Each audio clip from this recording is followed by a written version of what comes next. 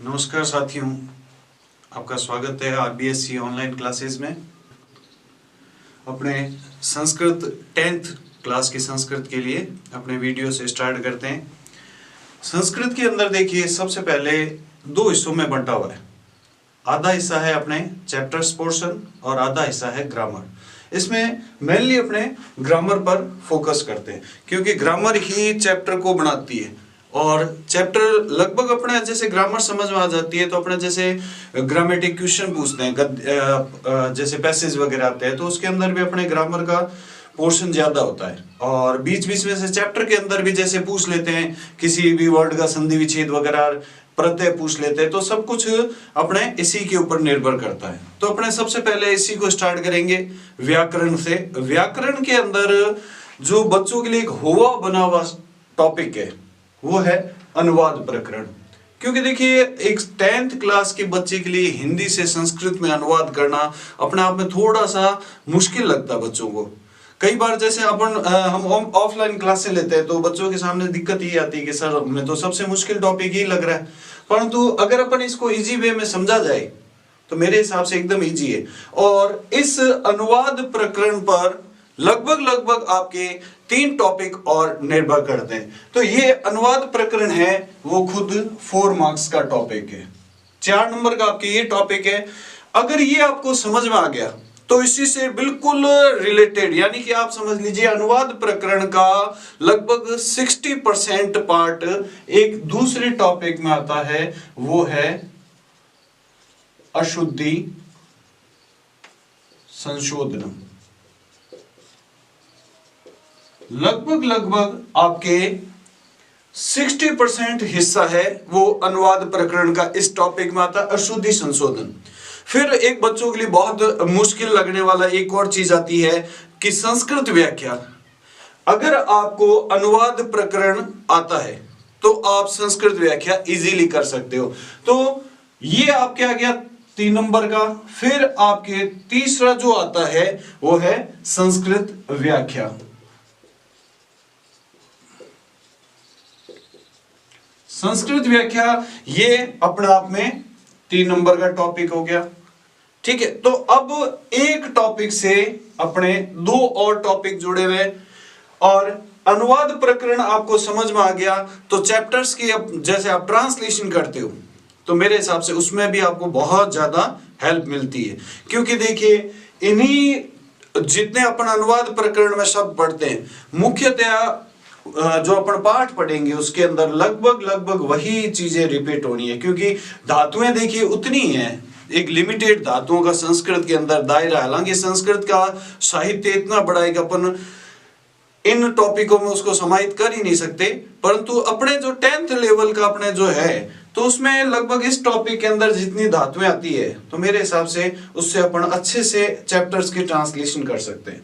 तो मेरे कहने का मीन्स ये है कि अपन एक ऐसे टॉपिक की शुरुआत कर रहे हैं जिससे दूसरे टॉपिक और जुड़े हुए हैं। तो आप इसको यहीं तक ना समझे कि अनुवाद प्रकरण सिर्फ 4 नंबर का, ये आगे आने वाले और टॉपिकों में भी आपकी बहुत हेल्प करेगा। तो देखिए, अनुवाद प्रकरण के लिए सबसे पहली जो चीजें, कुछ चीजें बेसिक चीजें आपको ध्यान होनी चाहिए। जैसे मैंने आपको कहा कि 9th के अंदर सबसे जो ये इसका बेस है वो है धातु रूप। धातु रूप अगर आपको याद होते हैं, पहली बात ये, तभी आप इस टॉपिक को कर पाएंगे। धातु रूप आपको अच्छे से याद होना चाहिए। एक धातु रूप, उसके 5 लकार अगर आप कर लेते हो तो आप ये समझ लीजिए लगभग जितनी भी धातु रूप है वो सब आपने तैयार कर ली। धातु रूप को कॉपी करने का मैं एकदम इजी पैटर्न आपको समझाऊंगा कि एक धातु रूप के 5 लकार अगर आपने याद कर लिए तो उसके बाद में आप दूसरे जो धातु रूप है उनको आप इजीली बना सकते हो। तो अनुवाद प्रकरण के लिए कुछ रूल्स है, पहले कुछ नियम है, वो समझ लीजिए। उसके बाद अपन इस टॉपिक को थोड़ा और स्टार्ट करेंगे। धातु रूप में देखिए अपन ने पढ़े, जैसे शब्द रूप में 7 विभक्तियां प्लस एक संबोधन होता है, वैसे ही धातु रूप के अंदर प्रथम पुरुष, मध्यम पुरुष और उत्तम पुरुष, 3 पुरुष होते हैं। संस्कृत के अंदर जब अनुवाद प्रकरण शुरू किया जाए तो पहला नियम ये कहता है, नियम नंबर, ये इसके मुख्य नियम है, ये आपको याद होने चाहिए। पहला नियम ये कहता है कि कर्ता और क्रिया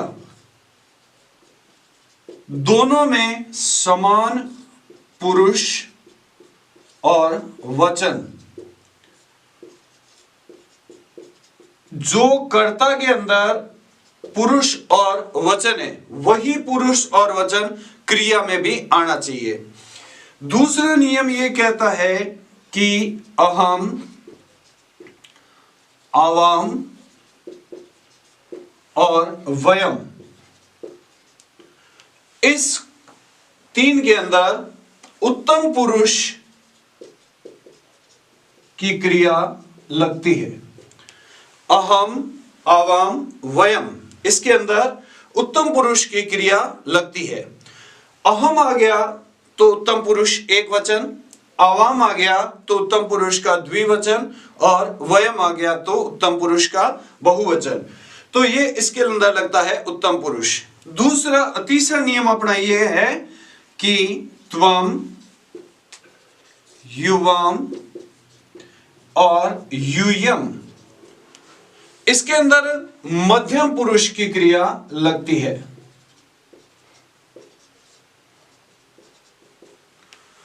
और अंतिम नियम ये कहता है कि जैसे इसमें देखो त्वम आ गया, त्वम में मध्यम पुरुष एक वचन, युवाम मध्यम पुरुष का द्विवचन, और यूयम मध्यम पुरुष का बहुवचन। तीन नियम ये, कर्ता जिस पुरुष और वचन का होगा क्रिया अपन उसी पुरुष और वचन की लगाएंगे। उसके बाद दूसरा नियम अहम, आवाम और वयम, इसमें लगता है उत्तम पुरुष। त्वम, युवाम, यूयम में लगता है मध्यम पुरुष। अब इसके अलावा चाहे किसी का नाम आ जाए, चाहे शह, सहा, यानी कि कुछ भी आ जाए, इन दोनों के अलावा उन सब के अंदर प्रथम पुरुष लगता है। यानी कि आपको ये दो चीजें पहले ध्यान रखनी है कि पहला अहम वाला रूप आ जाए तो उत्तम पुरुष, त्वम वाला आ जाए तो मध्यम पुरुष। बाकी सब के अंदर चाहे किसी व्यक्ति का नाम आ जाए, चाहे सह, शा, त्वौ, ते, कुछ भी आ जाए, सब के अंदर प्रथम पुरुष का वचन लगे। अब सह आ गया तो सह मीन्स होता है वह, तो प्रथम पुरुष एक वचन। इसी तरीके से जैसे जैसे वचन आते जाएंगे लगेगा सबके अंदर प्रथम पुरुष। अब कर्ता देख लीजिए किस वचन का क्रिया उसी के अनुसार लगती है। तो अब ये आ गया आपके 4 नियम, ये आपको अच्छे से याद होने चाहिए। उसके बाद आपने 9th के अंदर पढ़ा 5 लकार होते हैं। जैसे आप इंग्लिश के अंदर टेंस पढ़ते हो, वही टेंस संस्कृत में अनुवाद प्रकरण नाम से टॉपिक है। तो इंग्लिश के अंदर अपन टेंस पढ़ते हैं तो 3 टेंस आ गए, प्रेजेंट, पास्ट और फ्यूचर। हिंदी अपने संस्कृत की बात करें तो पहला लकार होता है लट लकार। लट लकार का मीन्स होता है वर्तमान काल। लट लकार का मीन्स वर्तमान काल। फिर दूसरा जो लकार आता है वो आता है आपके लृट लकार। लृट लकार का मीन्स होता है भविष्यत काल, प्रेजेंट टेंस, फ्यूचर टेंस। और तीसरा जो लकार आता है अपने वो है लंग लकार। लंग लकार का मीन्स होता है भूतकाल। तो ये 3 तो आपके लकार हो गए। पहला लट लकार का मीन्स वर्तमान काल, लृट लकार का मीन्स भविष्यत काल, और लंग लकार का मीन्स भूतकाल। इसके बाद में चौथा जो लकार आता है वो आपका आता है लोट लकार। लोट लकार का मीन्स होता है आज्ञार्थक। आज्ञार्थक, लोट लकार का मीन्स होता है आज्ञार्थक। जब किसी व्यक्ति को किसी कार्य करने के लिए आज्ञा दी जाए, जैसे मैंने कहा आप पुस्तक निकालो, तो एक तरह से आपके लिए क्या होगी, आज्ञा होगी। तो इसके अंदर आपके लकार कौन सा प्रयोग होगा, आज्ञार्थक लकार प्रयोग होगा। फिर पांचवा और अंतिम लकार आता है आपके विधिलिंग लकार। विधिलिंग लकार का मीन्स ये होता है चाहिए अर्थ में।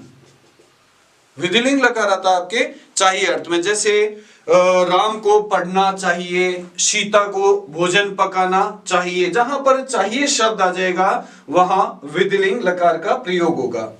तो ये आपके 5 लकार हो गए। अब अपन इसको प्रॉपर वे में स्टार्ट करने से पहले जो इसमें मुख्य रूप से जो शब्द काम आता है, कई बार क्या होता है कि जैसे स्टूडेंट को ये भी नहीं पता होता कि भी हम दोनों को क्या कहते हैं, उन सब को क्या कहते हैं, वह को क्या कहते हैं, तो उसके बिना ये टॉपिक अपने आप में वैसे ही अधूरा है। तो इसमें जो मुख्य रूप से जो शब्द आपके काम आने वाले हैं वो मैं आपको लिख रहा हूं, इससे बाहर एक भी शब्द नहीं आएगा। लगभग जितने भी इस टॉपिक में काम आने वाले शब्द है वो मैं आपको शब्द और जो मुख्य रूप से जो धातुएं काम आती है वो सब मैं आपको लिख देता हूं, जो आपको इस टॉपिक में आगे समझने के लिए बहुत मदद करेगी। तो इसमें देखिए पहला जो आता है आपके अहम। अहम में होता है मैं। आवाम। आवाम में होता है हम दोनों, क्योंकि देखिए मेनली इसके अंदर इन्हीं शब्दों पर आधारित सेंटेंस आते हैं। और तीसरा आता है आपके वयम। वयम इस हम सब। फिर त्वम। त्वम इस तुम। युवम। युवम इस तुम दोनों। और यूयम। यूयम इस होता है तुम सब। अहमिस में, अवामिस हम दोनों और वयमिस हम सब। त्वमिस यानी कि ये आपके आ गया उत्तम पुरुष। त्वमिस तुम, युवामिस तुम दोनों और यूयमिस तुम सब, ये आपके आ गया मध्यम पुरुष। इसके बाद में आपके आता है, यहां पर लिख देता हूं सह। सह मीन्स वह, त्वौ वे दोनों, और ते। ते मीन्स वे सब। देखिए इसके बाद में जो तीसरा नियम है, तीसरी चीज आ गई आपके शह। शह मीन्स वह, त्वौ वे दोनों, और ते वे सब। ठीक है, ये प्रयोग होगा अपने पुल्लिंग के अंदर। जैसे अपन इंग्लिश में बात करें तो लड़के के लिए ही एंड लड़की के लिए शी। सेम संस्कृत में उसी तरीके से लड़के के लिए शह और लड़की के लिए सा। तो ये आएगा शा मीन्स वह, ते ते वे दोनों, और ताह वे सब। ये आपके आ गया स्त्रीलिंग के अंदर। अब देखिए संस्कृत के अंदर एक ऐसा संस्कृत सब्जेक्ट माना जाता मेरे हिसाब से जिसमें नंबर बनाना भी बहुत आसान है और कटवाना उससे भी ज्यादा आसान है। कटवाना आसान इसलिए है कि अब संस्कृत में ये लगा विसर्ग। अगर अपन ने गलती करी कि विसर्ग नहीं लगाया तो वो पूरा का पूरा शब्द गलत हो जाता। अभी मैं आपको इसका एक एग्जांपल देता हूं। जैसे अपन धातु रूप पढ़ते हैं, क्योंकि पूरा टॉपिक धातु रूप पर निर्भर करता है, तो धातु रूप पढ़ते हैं। अब देखो दोनों यही शब्द है, यहां ध्यान दीजिए, पठत पठत, दोनों एक ही शब्द है। अब देखो एक के पीछे लगा हुआ है विसर्ग, तो ये जाएगा मध्यम पुरुष का द्विवचन, और वही शब्द अगर विसर्ग हटा दिया तो कहां चला जाएगा, मध्यम पुरुष के बहुवचन में। सिर्फ विसर्ग हटने से शब्द के वचन में चेंज आ गया। तो अगर अपन करता है अपने मध्यम पुरुष द्विवचन का, क्रिया भी मध्यम पुरुष की द्विवचन है, गलती क्या करी आपने, सिर्फ विसर्ग नहीं लगाया, तो पूरा सेंटेंस क्या हो गया, गलत हो गया। इसी तरीके से अगर अपन बात करें, देखो जैसे शब्द है अपठत और अपठत, दोनों एक ही शब्द है। अब देखो एक के पीछे क्या लगा हुआ है, हलंत। हलंत लगा हुआ है तो ये जाएगा अपने प्रथम पुरुष के एक वचन में, और वही शब्द अगर हलंत हटा दिया तो मध्यम पुरुष के बहुवचन में। तो देखिए सिर्फ एक हलंत की वजह से इसके अर्थ में, इसकी जगह में कितना चेंज आ गया। हलंत है तो प्रथम पुरुष का एक वचन कहलाएगा, और हलंत नहीं है तो ये मध्यम पुरुष का बहुवचन कहलाएगा। तो संस्कृत के अंदर आपको इन छोटी छोटी चीजों का बहुत ध्यान रखना है। देखिए मेरे हिसाब से संस्कृत के पेपर को सॉल्व करने में, जैसे 3.25 घंटे का आपके पेपर होता है, तो मेरे हिसाब से मुश्किल से 2.5 घंटे में अपना पेपर सॉल्व हो जाता है। तो उस पेपर करने के बाद में उसको एक बार अच्छे से रीचेक करें। तो रीचेक के अंदर मेरे हिसाब से ये जो छोटी छोटी गलतियां अपन करते हैं जिससे नंबर कट जाते हैं, कहते हैं ना कि संस्कृत में नंबर बनाना बहुत मुश्किल है। संस्कृत लोगों के लिए ये हवा है कि संस्कृत मुश्किल से 70 से ज्यादा नंबर बहुत मुश्किल से बनते हैं, पर मेरे हिसाब से संस्कृत में 100 में से 100 भी बनाए जा सकते हैं। पर उनके लिए वो नंबर कटते क्यों है कि अपन क्या है, पेपर करते टाइम इन छोटी छोटी गलतियों को भूल जाते हैं, और ये गलती अपना नंबर कटवा देती है। तो ये गलती आपको नहीं करनी। तो अपन कह रहे थे इन शब्दों को आप ध्यान रखें। इसके अलावा जैसे आ गया भवान, भवान मिस होता है आप, तो ये आपके शब्द हैं। अहम मिस मैं, आवाम मिस हम दोनों, वयम मिस हम सब, त्वम मिस तुम, युवा मिस तुम दोनों, यूयम मिस तुम सब। पुल्लिंग की बात करें तो शह मिस वह, त्वम मिस वे दोनों, ते मिस वे सब। सा मिस वह स्त्रीलिंग की बात करें, ते मिस वे दोनों, ताह मिस वे सब। तो ये अपने आ गया इस स्त्रीलिंग के अंदर। तो ये आपके आगे जो इसमें मुख्य रूप से प्रयुक्त होने वाले शब्द हैं वो, अब आप चाहो तो इसकी स्क्रीनशॉट लेना चाहो ले लो, क्योंकि इसके अंदर मेनली जो नियम वगैरह है वो ये आ गया, क्योंकि इसमें मुझे थोड़ा सा मिटाना पड़ेगा। तो अब ये आपके आगे जो इसमें मुख्य रूप से प्रयोग होने वाले शब्द है। इसके बाद में अपन जो इसमें मुख्य रूप से प्रयुक्त होने वाली धातु है, ताकि आपको देखो कोई भी सेंटेंस आए, मैंने आपको कहा ना कि इस कोई भी टॉपिक होगा मैं उसको इतना इजी बना दूंगा आपके लिए कि जैसे ही आपके सामने सेंटेंस है आपके पास में इतना मैटर होगा कि अगर आपको वो अपने वो मैटर तैयार कर लिया तो मेरे हिसाब से आप जैसे ही सेंटेंस लिखोगे आप इजीली उसको सॉल्व कर पाओगे, संस्कृत में अनुवाद कर पाओगे, क्योंकि लगभग हर सवाल का, हर चीज का आपके पास में जवाब होगा। ठीक है, तो अब अपन ये आगे मुख्य शब्द, अब मुख्य धातुओं की बात करें तो मुख्य धातुओं में जो इसमें प्रयुक्त होने वाली है उनका संस्कृत और साथ में हिंदी अर्थ दोनों मैं लिख रहा हूं। मुख्य जो भी धातु आएगी उसकी हिंदी अर्थ, लिख धातु होती है उसका अर्थ होता है लिखना। फिर पठ पढ़ना, वद बोलना, गम जिसका रूप चलता है गच से।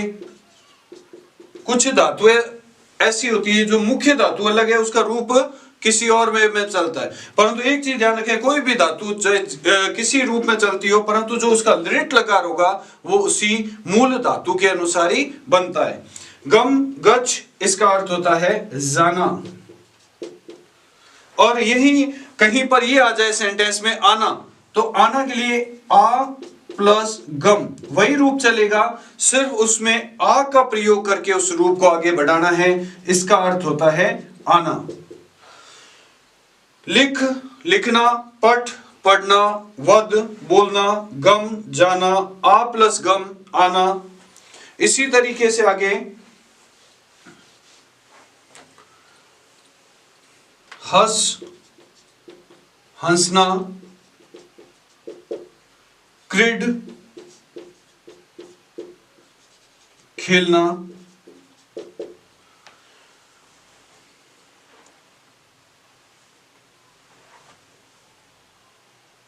तो ये इसमें मुख्य रूप से जो धातु प्रयोग होती है लगभग वो धातु आ गई। इसके अलावा भी कोई जैसे जैसे सेंटेंस आते रहेंगे मैं आपको बताता रहूंगा।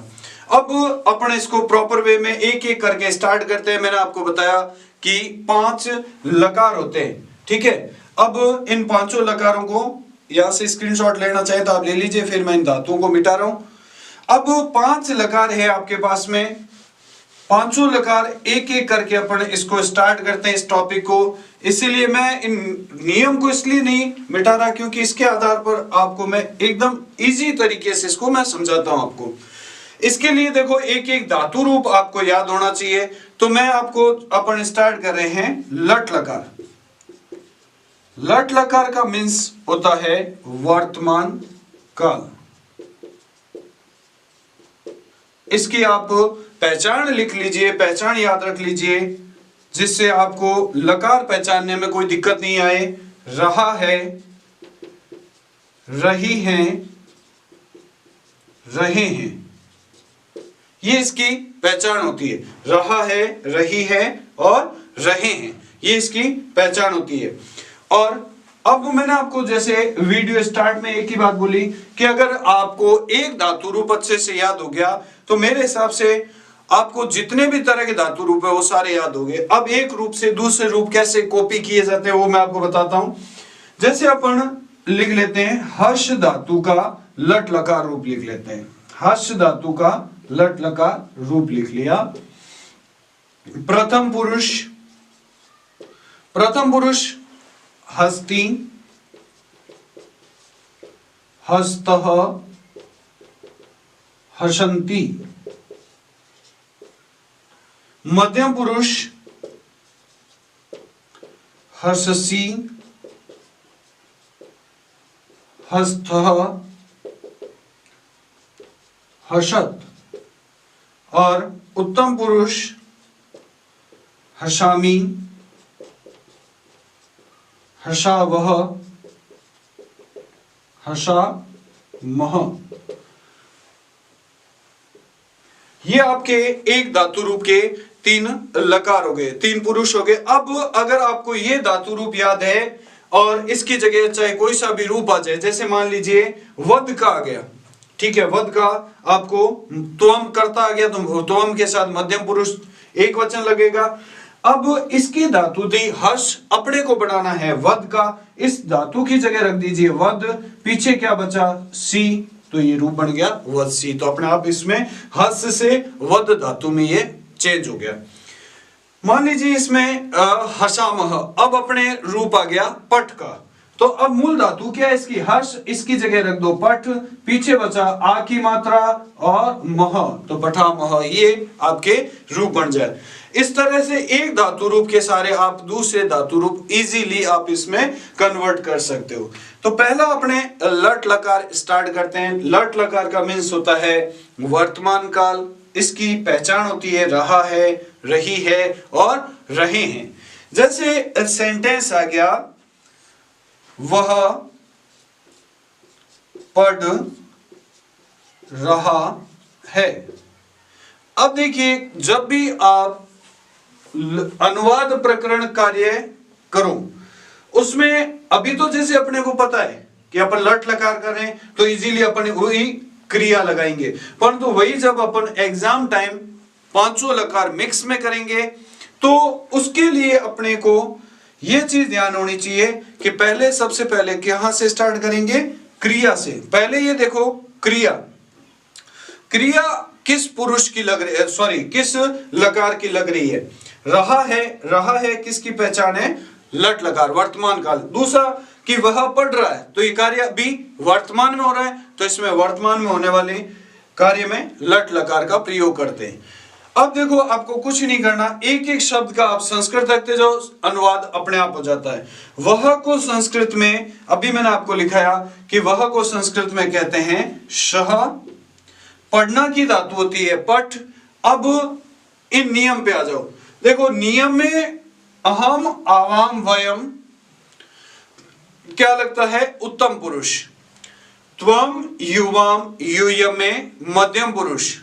अब इसके अलावा अपन कुछ भी आ जाए, मैंने आपको बताया कि सब में प्रथम पुरुष लगेगा। तो शह आ गया, तो शह में कौन सा पुरुष लगेगा, प्रथम पुरुष। अब सह में होता है वह, तो वह एक वचन हो गया, तो इस कर्ता है प्रथम पुरुष एक वचन का। तो नियम क्या कहता है, कर्ता का पुरुष और वचन ही कहां प्रयोग होगा, क्रिया के पुरुष और वचन में। तो अब अपन क्रिया भी किसकी लगाएंगे, प्रथम पुरुष एक वचन। अब प्रथम पुरुष एक वचन में देखो यहां पर आ रहा है हस्ती, और अपने को बनाना है पठ का, तो हस की जगह पठ रखा, ती पठती, तो सह पठती।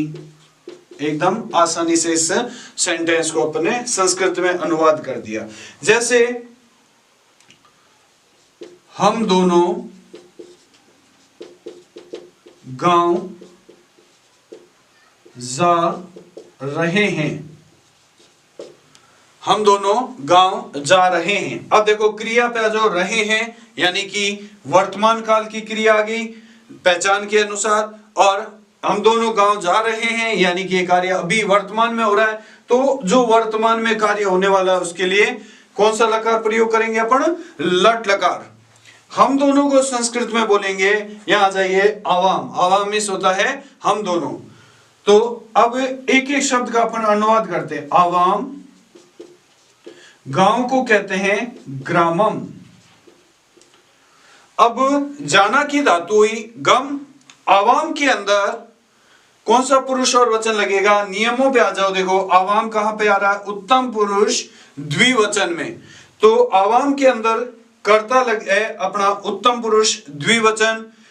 जाना की धातु होती है, मैंने अभी आपको लिखवाया था गम, रूप चलेगा उसका गच्छ से, तो उत्तम पुरुष से द्विवचन में यहां पर आ रहा है देखिए हर्षा वह। अब इसकी जगह अपन रख दो गच्छ, और पीछे क्या बचा, आ की मात्रा और विसर्ग, तो गच्छा वह।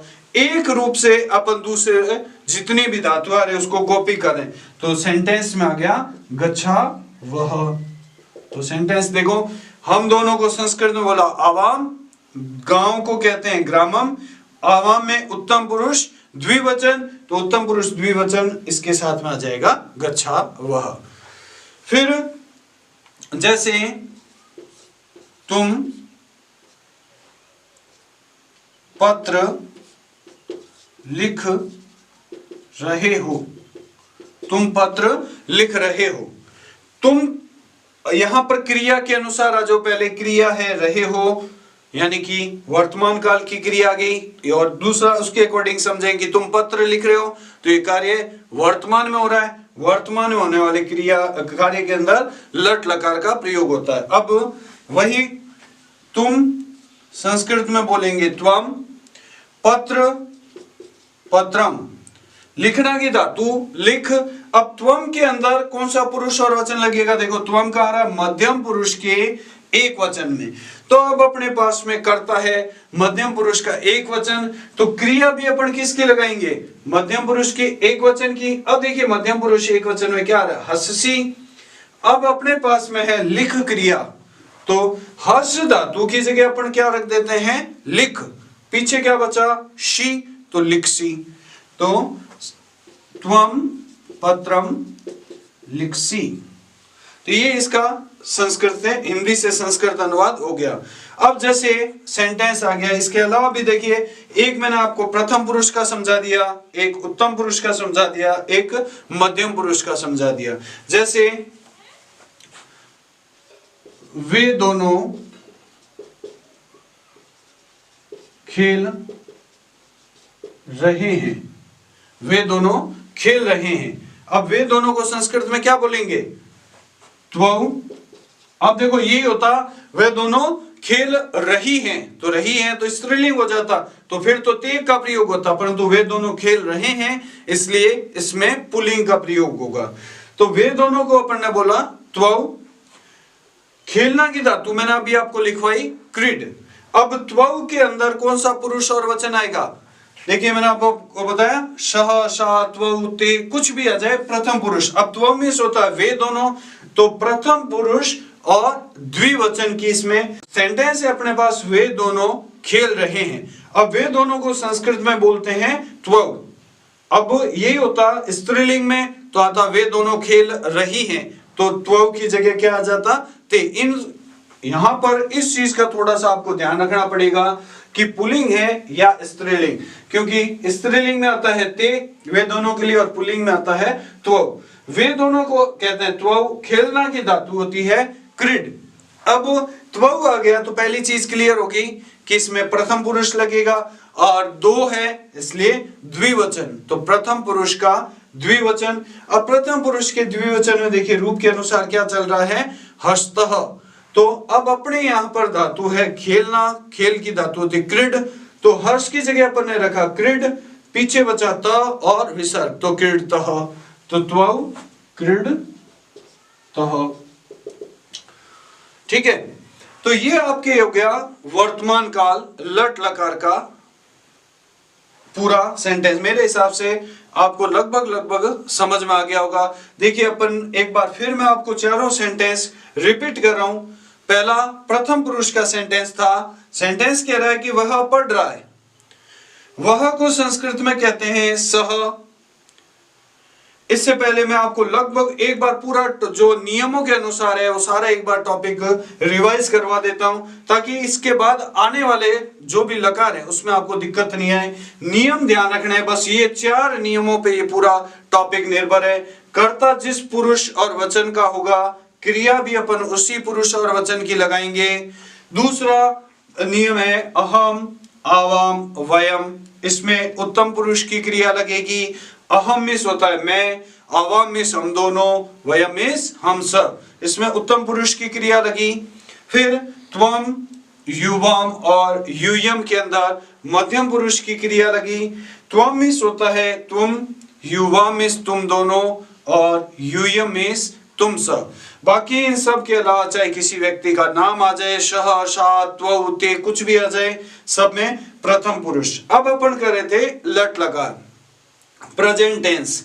लट लकार का पहचान बताई मैंने आपको, रहा है, रही हैं, रहे हैं। ठीक है, इसके बाद सेंटेंस है अपना वह पढ़ रहा है। अब वह को अपने को पता है संस्कृत में कहते हैं शह, सह। अब पढ़ना की धातु होती है पठ। अब आपको क्या ध्यान रखना है, थोड़ा सा यहाँ क्रिया रखने से पहले ये देख लो, कर्ता एकदम सही आपको पता चल गया कि कर्ता में कौन सा पुरुष और वचन है। अब सह में अपन लगाएंगे, पहली चीज यहाँ की सह में प्रथम पुरुष लगेगा। अब पुरुष का पता चल गया, वचन कि सह में होता है वह, वह यानी कि एक के लिए बात हो रही है, तो एक वचन हो गया। कर्ता अपने पास प्रथम पुरुष एक वचन है, तो क्रिया भी क्या लगाएंगे अपन, प्रथम पुरुष के एक वचन की। तो प्रथम पुरुष एक वचन में अपन इस रूप के अनुसार चल रहे हैं, इसीलिए मैंने इस रूप को मिटाया नहीं है, ताकि आपको और अच्छे से और इजी तरीके से समझ में आ जाए। हस, इसकी जगह अपन ने रख दिया पठ, पीछे बचा ती, तो पढ़ती, ये बढ़ गया रूप, तो सह पढ़ती। फिर देखिए ये कह रहा है हम दोनों गांव जा रहे हैं। हम दोनों को संस्कृत में मैंने अभी आपको लिखाया आवाम। आवाम, गांव को कहते हैं ग्रामम।